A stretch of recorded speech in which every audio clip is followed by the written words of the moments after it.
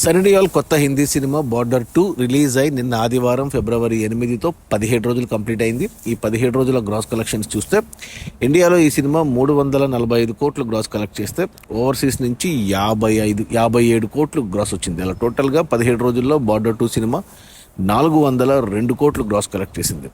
ఇక ఈ 402 కోట్లు అంటే ఇండియాలో వచ్చిన 345 కోట్ల గ్రాస్లో జిఎస్టీ తీసేస్తే ఇండియా నెట్ కలెక్షన్స్ వచ్చేసి 290 కోట్లు ఉంది. ఈ సినిమా బడ్జెట్ 300 కోట్లు అయితే 290 కోట్లు వెనక్కి వచ్చే మొదటి 17 రోజుల్లో మరో 10 కోట్ల నెట్ వెనక్కి వస్తే సినిమా హిట్ అవుతుంది బాక్స్ ఆఫీస్ దగ్గర కమర్షియల్గా.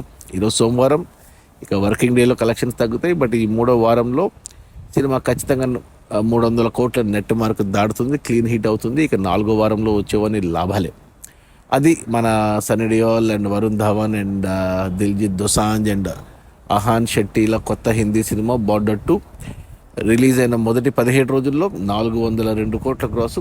అందులో ఇండియా నెట్ కలెక్షన్స్ వచ్చేసి 290 కోట్లు, సినిమా బడ్జెట్ 300 కోట్లు, ఇంకా 10 కోట్లు రావాలి, ఈజీగా వచ్చేస్తే సినిమా క్లీన్ హిట్ అవుతుంది.